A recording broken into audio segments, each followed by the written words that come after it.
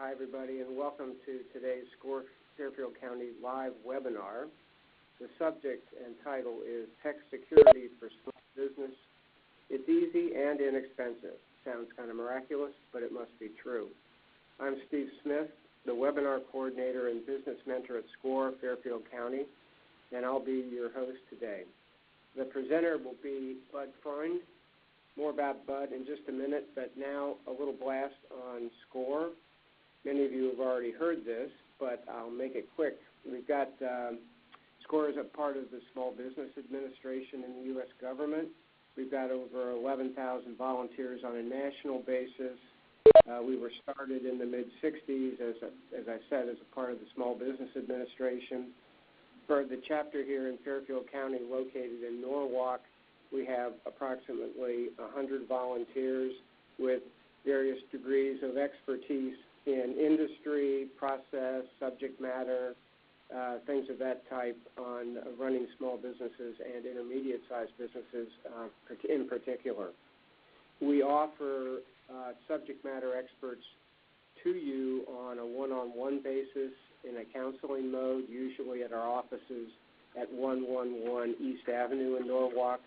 We also have workshops that are held primarily in libraries around Fairfield County, for example, New Canaan, Westport, etc. And, of course, we also have this webinar program. For a full list of services and how you tap into SCORE Fairfield County, please go to scorefairfieldcounty.org. No caps, no spaces, just scorefairfieldcounty.org. You'll get the full listing of our services and how you tap into them. Our next webinar, obviously with the holidays coming up, is not going to be until January 10th, when Cliff Ennico will present Keeping Lawsuits at Bay. Look for the specifics at SCORE Fairfield County, and also you will be receiving a marketing brochure on this event sometime very soon, and then 1 week prior to the event. Okay, so on to today's webinar. We're going to end sharply at 1. The conference is being recorded, and the link to the recording and the slides will be available at scorefairfieldcounty.org sometime within the next week. We've set aside time for Q&A at the end of Bud's presentation. So if you have a question, please use the chat window in the lower left-hand corner and put your question there, and then towards the end of it, I will moderate the questions through the chat room. So on to Bud. Bud is a SCORE mentor and also workshop presenter, webinar presenter, obviously, and also co-producer of our webinar program. He's also, although I hate to say this in public, but he's an all-around good guy. Bud makes computers do what they're supposed to do and stop doing what they shouldn't. That's the easy part of it. That's making it easy. He's been teaching technology to users of all ages and providing tech support to small businesses looking for cost-effective hardware and software solutions for almost 20 years. As I said, he's a frequent SCORE presenter. He's a certified SCORE mentor.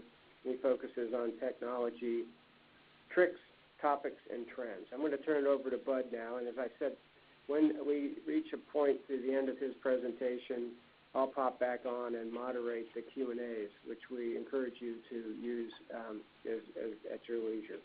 So I'm going to stop, and I'm going to turn it over to Bud now. Go, Bud. Thank you, Steve, and thank you all for joining us. There's a lot to cover today, and before we get started on this laundry list of stuff, I want you to take a moment and think about the last time that you wanted to do something as a consumer and you weren't able to do it because the computer wouldn't let you.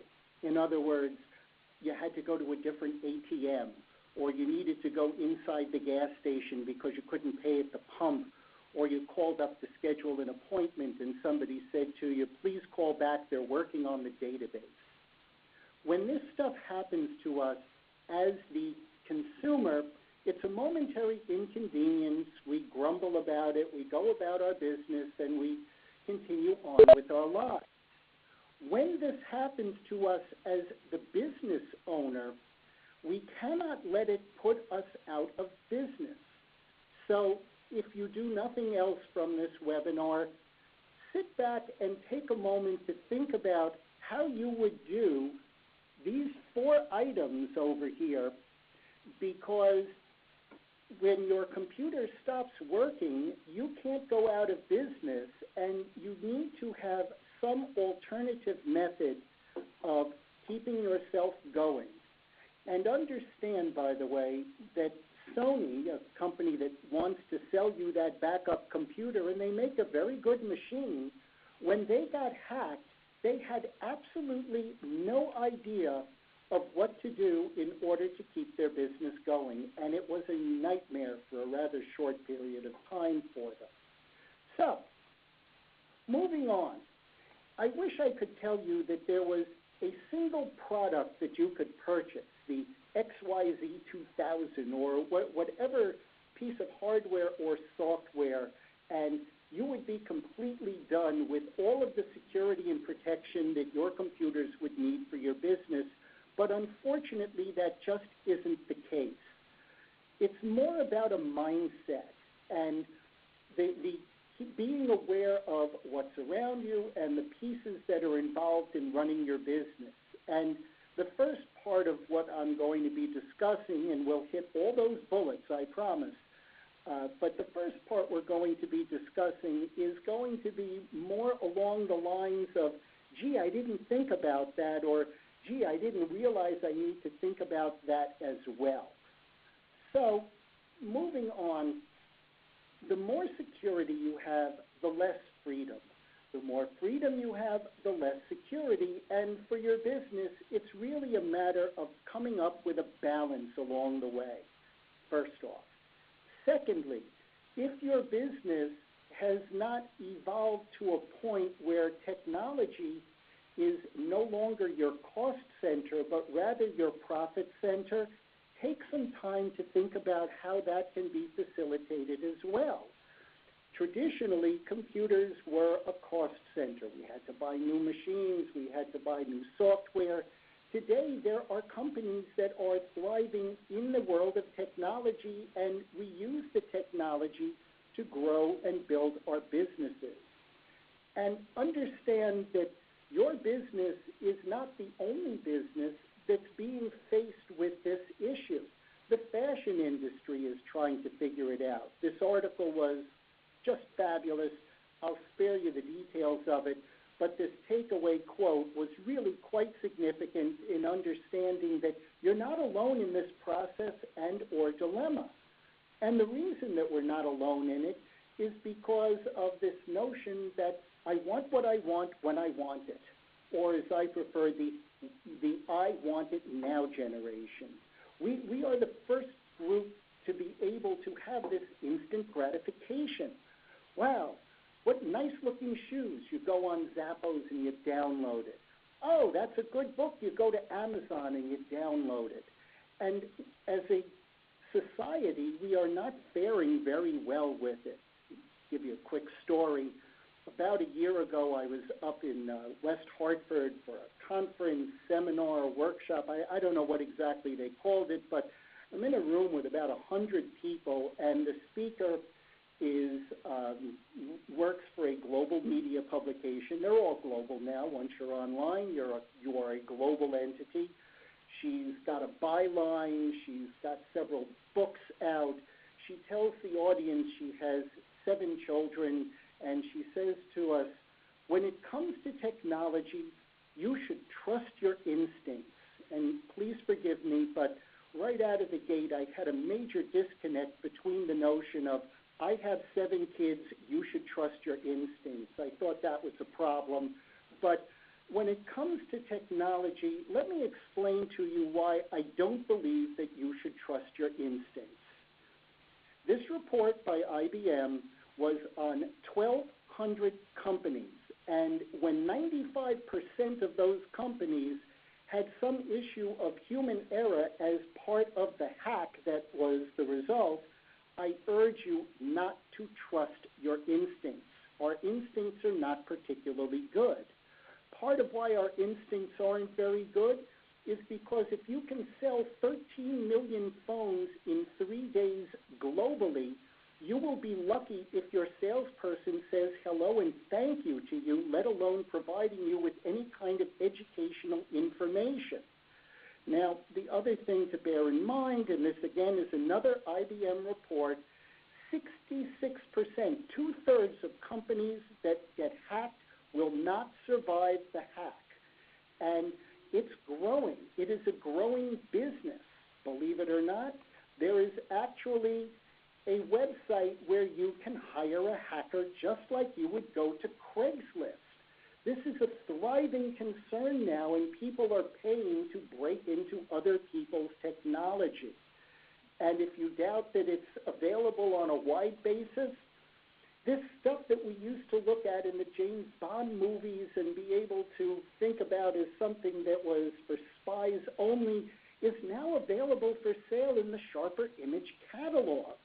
So if you've got process in your company, you may want to tell people to check all of their writing materials and only bring a pencil and a piece of paper into the meeting.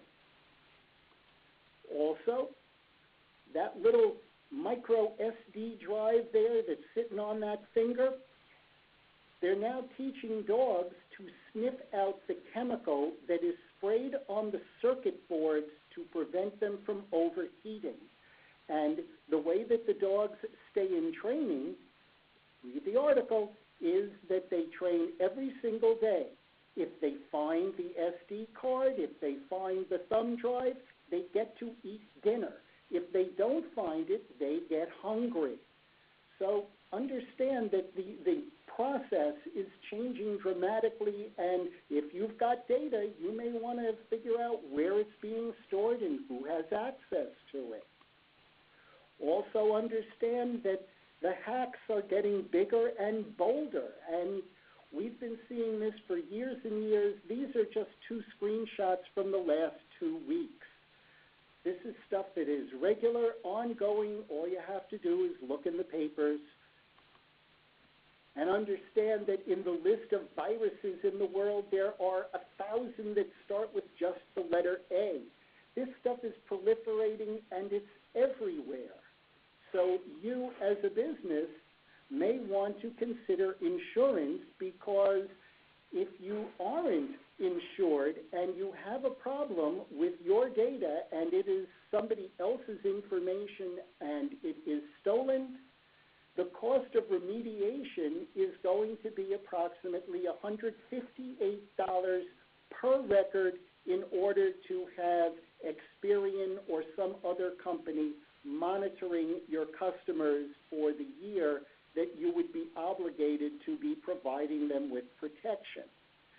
Now, this was an article, a report that was done by Deloitte, and if you work your way through these 14 cyber impact factors that a group of people at Deloitte went through, understand this is a big report, there's artwork, people sat down and had to collaborate, had to come to agreements on it, and I've looked through this thing, and the question that I would like to ask, if you go through them, you'll see as well, do you think that education should be an above-the-surface cost or a below-the-surface cost? And here are people at Deloitte who completely overlook the need for education of people either in your company or people that you work for or people that you email to about what happens with a cyber attack. Education is a critical component now, and we'll talk more about that in just a little bit. But the reason that all of this stuff is going on is because, plain and simple, computers talk to each other. When you strip it down to a really simple, basic what's going on here, you've just got computers talking to each other 24/7, 168 hours a week, 61,000 hours a year. They're just talking, and Lashon Hara is Hebrew for evil tongue. And you don't know what's going on in the conversation. Sometimes they're good conversations and sometimes they're not. And as I mentioned, here at Deloitte, they're spending $400,000 a year on salaries, and these people haven't figured out at that salary level that if you don't educate people about what's going on with their computers, there is the potential for problems.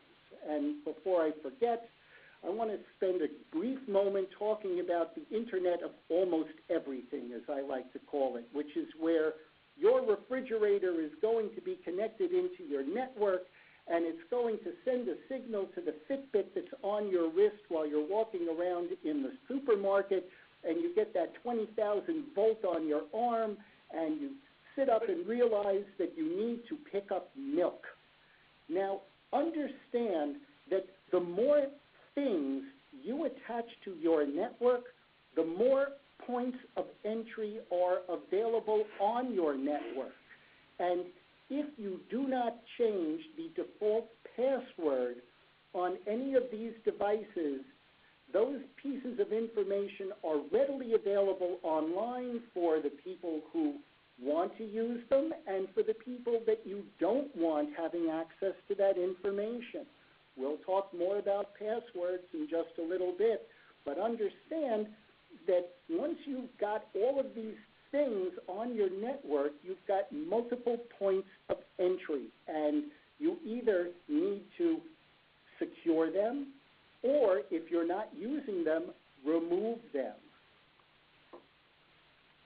We're not getting a lot of help in the arena of security from the media either. Take that top headline. Email was not the big loser of this election, folks. People using email badly were the big losers, but email in and of itself, it did what it's supposed to do. The software keeps working.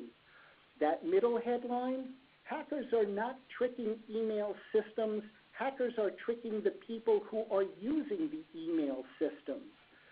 It's not the hardware and the software, it's the people who are using them. And the need for education, I cannot stress it enough.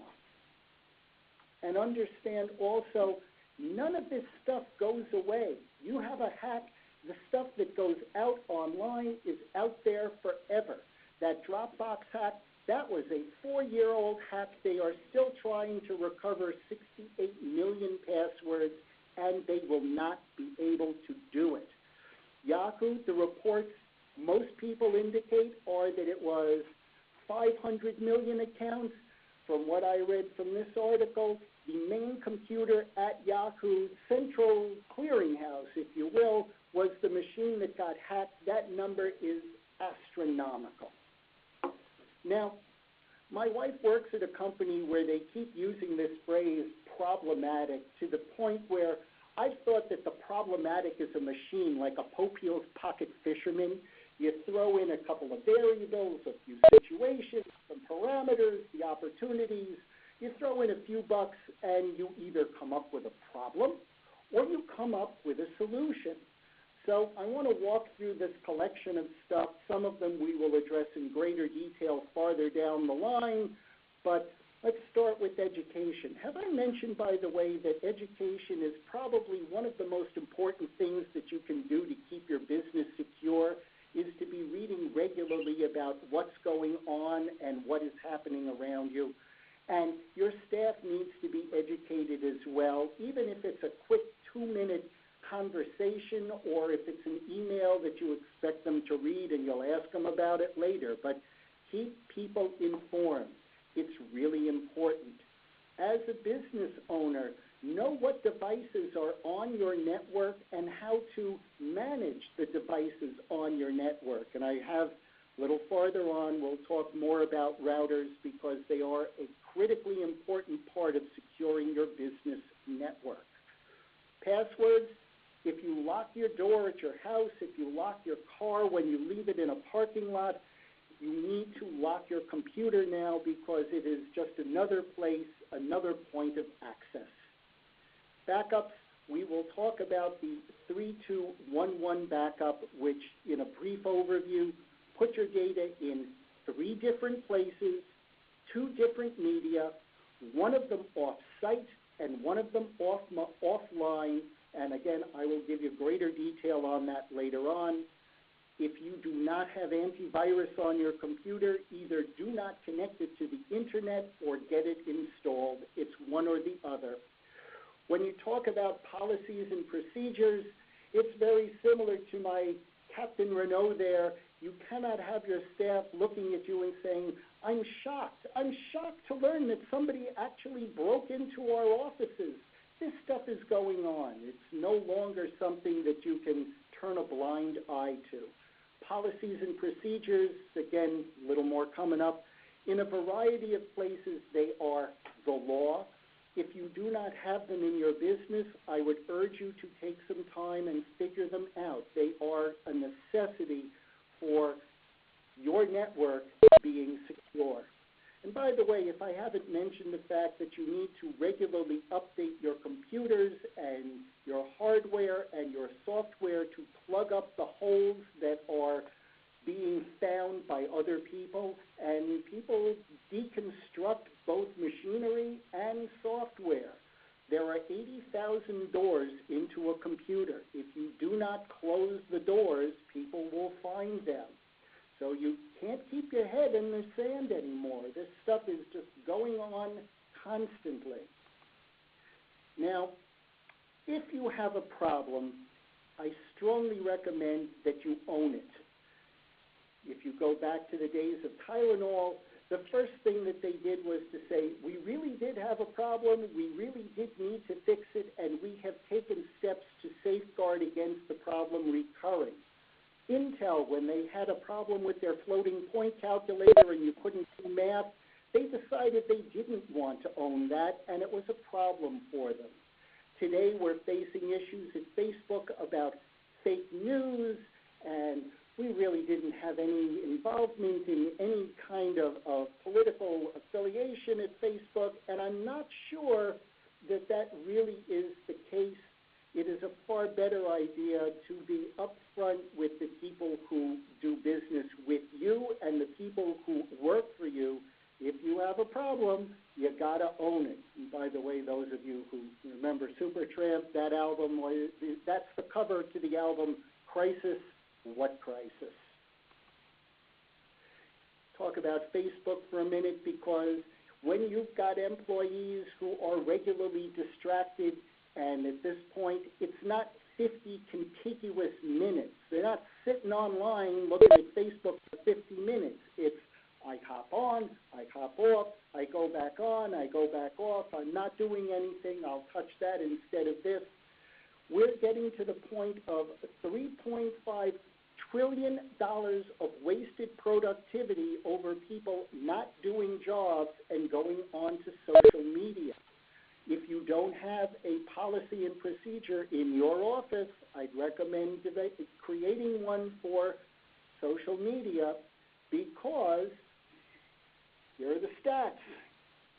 You've got people who are going online. You've got companies that have policies and procedures, and according to research, 3/4 of the people who are being surveyed say, I don't care what my company says, I'm going to do as I please. Well, that may not be somebody you want working for you. You may want to reconsider the policies and procedures of your company. They're very important. You'll also want to consider the websites that you will allow people to go to or not go to. And my brother has been making Thanksgiving dinner for many, many years, and at the end of his Thanksgiving dinner, he has been looking at my kids and telling them annually the same thing, I will share it with you. He says to them, and I quote, don't do anything stupid. And they have been observing that, and it makes my life considerably easier at home. As I mentioned earlier, there are businesses where policies and procedures are a requirement because either they're under the guise of HIPAA, the Health Information Portability and Accountability Act, Gramm-Leach-Bliley, or Sarbanes-Oxley, which affect the financial industries and publicly traded firms. And in each of these places, there are requirements for what computers are allowed to do, how computers are supposed to be connected to networks, what you can let people into and onto, passwords. All of these things are defined, and I know for HIPAA, having read through the document, if you are a medical office, you need to have a written policies and procedures manual to explain to your employees how they are supposed to be handling what's called protected health information, or PHI. And for those of you who thought that if you get an Apple computer, you are immune to all of this stuff, please understand that there is a piece of software built into the operating system of Apple computers called Spotlight, which is basically tracking everywhere you go and everything you do unless you turn it off, very similar to Google if you log into your Google account, or to Microsoft if you log into your Microsoft account. So people are tracking the where you're going and what you're doing. So again, this is information that people outside of your business can use for marketing or tracking or any other purpose. So these are just areas that you as business owner need to think about how you can plug up these holes. So let's talk about passwords for a moment, because they are an extremely important aspect of computing these days. You'll need it on your computer. You will need it on your router. You will need to change it from the default password, because default of the computer is not always the computer. Sometimes default of the computer is the user. So change your passwords, and I'm a very big fan of this mnemonic here where you transpose letters to numbers. And as long as you don't get crazy with something like anti-disestablishmentarianism, and I always get caught on that cap H over there, if you keep it fairly simple, you'll be in a much better place and you'll remember what your passwords are. Now, I've also read elsewhere that if you use a person, a place, and a thing, and you join them together and then you transpose it, you've got a bulletproof password. Nobody's going to break in once you get to that point. And what's equally as important about passwords is that you write them down, but don't leave them as a sticky on the monitor. That's a really bad place. In the world of security, this is known as social engineering. People will look over your shoulder to see what you're typing. People will look at what you've left taped to your monitor, and this does not help your cause. So please, plan accordingly. It's just going to be for the safety and security of your business. Now, 3 years ago, I was greeted to this New York Times article on New Year's Day where basically they said that if you are spending any money as a small business on antivirus, you will have a more visceral experience if you set it on fire, because until you get into large industry, banking, hospitals, larger companies, antivirus is a reactive industry.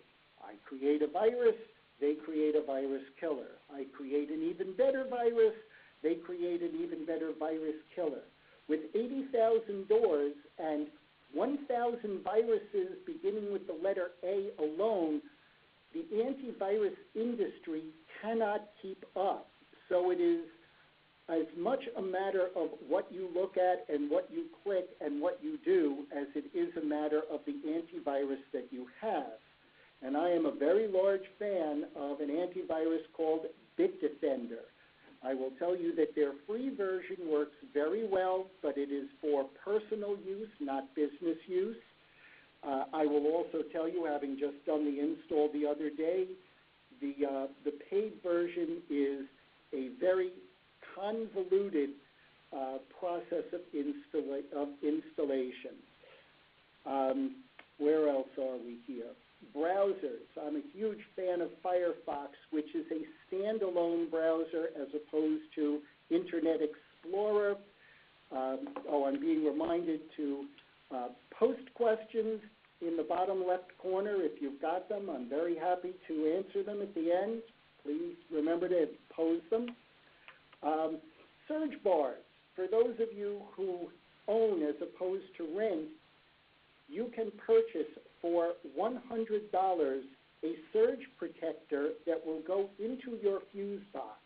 I cannot tell you the cost of the electrician to do the install, but if you put a surge protector into your fuse box, you are now protecting all of the devices that may be in your home or your place of business through a central source, as opposed to all those power strips that have surge protection.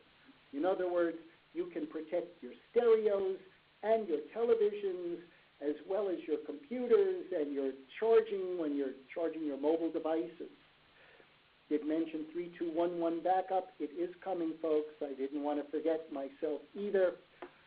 Talk about CryptoLocker very briefly, because we are familiar with online storage such as Dropbox or OneDrive or Google Docs, and CryptoLocker is unfortunately a system where anything that's in the folder that gets caught gets encrypted, and if you pay the ransom, sometimes they give you back your files, other times they do not.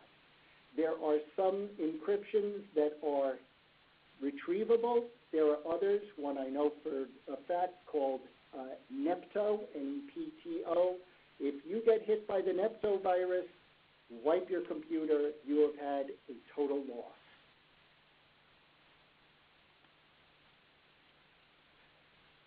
And this stuff is happening on mobile devices as well as going on to your computers, Android devices. Put some antivirus on there. There's a program called Lookout, I believe. It's a free download. And if you're on an iPhone, proceed very cautiously in this holiday season. There are a number of fake apps that may look like the website that you want to go to and shop on, but they are a spoof. Proceed cautiously. Let's talk about email and texting for just a moment. I got this email telling me that I had sent something or something I was sending internationally needed to be checked. I don't send anything international, so I already know that this is going to be a really bad item. I also know for a fact that FedEx does not need to use support@dentistelmhurstny.com as an email address. If I click that button, it would be a really bad thing. If you have Microsoft hosted Exchange, you have an online backup for your email as opposed to a free service. I am a huge fan of paying for email if it is the lifeblood of your business. Watch out for typos when you get your emails. It's a giveaway that something may not be exactly what it's supposed to be. If you get something that could potentially be from a Wells Fargo or a Chase Manhattan Bank, and there's a typo in it, it probably isn't from who you think it's from. If you are doing texting and you have to be in a secure environment, Wicker works very well. It's a texting application that will allow you to read the text, and then the text will essentially self-destruct after a period of time, and it no longer resides on either the sender or the recipient's phone. So, smartphones. We now have two sets of numbers that follow us all over our lives. One is your Social Security number, which we are being warned to proceed very cautiously with who you give that out to. With your cell phone, that now becomes part of many, many databases, and again, that piece of information gets passed around.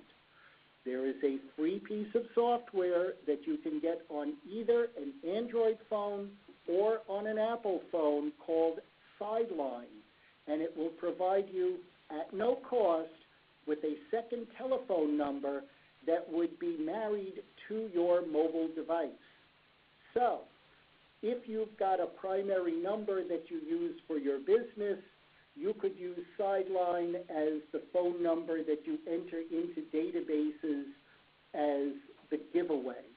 Or if your phone, if you want to use Sideline as the personal number, you now have a second opportunity to have a phone number. And again, these numbers are ours for life.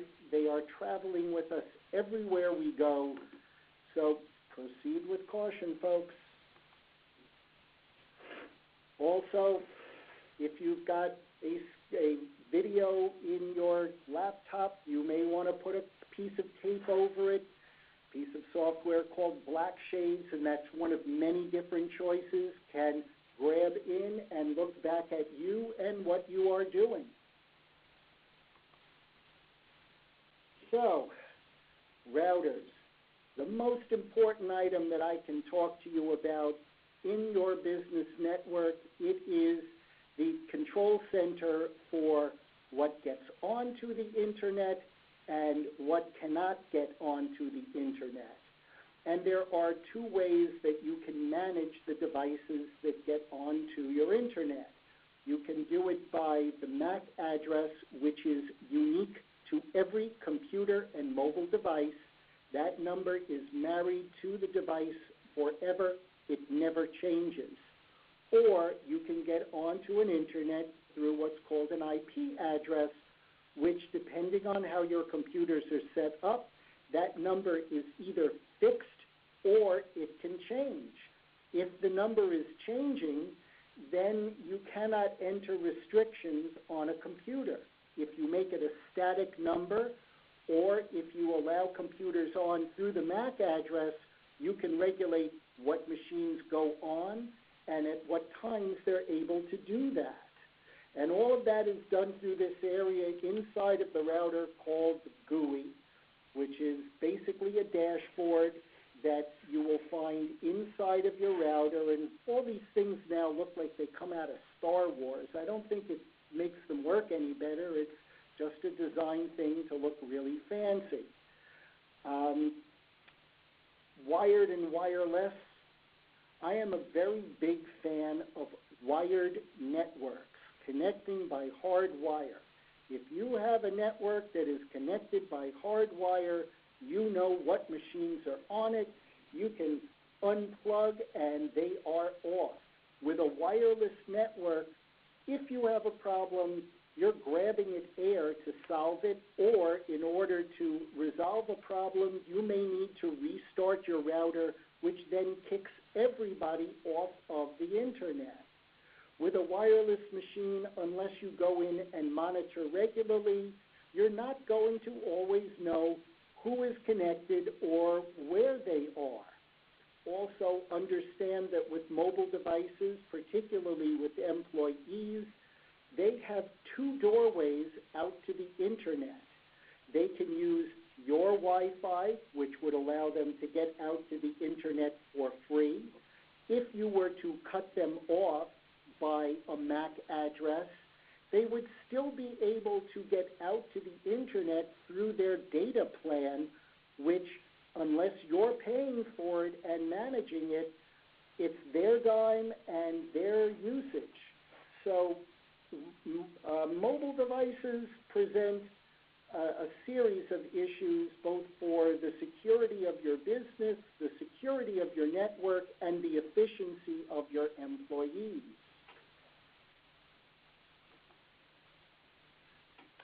Also, go backwards for just a moment.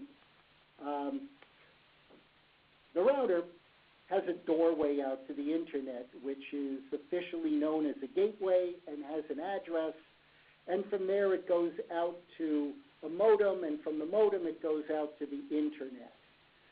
You can set up your router to let you go out through a service like OpenDNS, which will allow you to whitelist and blacklist the websites that people can get to, which again is just a way of managing the access that the machines inside of your company can use or not use. And at home, OpenDNS is a free service. At your business, I believe there is a subscription. But you can do this by groups of topics. I don't want my people going to anything about politics, or you may want them to stay off of shopping sites. And OpenDNS does a pretty good job of compiling their lists and blocking, so you are able to then take advantage of that. Let's move on to the credit cards, which as of October 1st of last year, if you do not have in your business what's called a dip machine, a machine where instead of swiping the card along the side, you are putting a chip into the card. If you have a fraudulent business transaction, the liability for that transaction will rest with you. In other words, somebody comes in and you don't have a dip machine and they spend $150 on a bogus purchase, your business is eating the $150 purchase. In order to have your credit card company continue to assume the liability, you must have what are called dip machines. And what those chips do is to write a unique transaction number to each credit card process, so that each and every time you use the card, there is a unique number, and then it writes it for the next transaction that you are going to do. So there are actually two numbers that are getting married: the number on the credit card itself and the number that's embedded in the chip. And when those two don't match up, the transaction is not approved. So, massive amount of information. As we've said earlier, this presentation will be up online, but for those of you who have done presentations, you know there are three parts to a presentation: tell them what you're going to tell them, and tell them what you told them. And we are now in the tell them what you told them or recap part. And again, I cannot stress the need to stay on top of this stuff and keep up to date, not only in what you know, but in the hardware and software that you use. Talk to other people. If you've got people in your industry that you want to get advice on a piece of software or a process, talk to them. They're probably facing the same issues as you are. This is no longer computing in a vacuum. Get advice from other people. Come to SCORE. We have counselors who can help you with this information as well.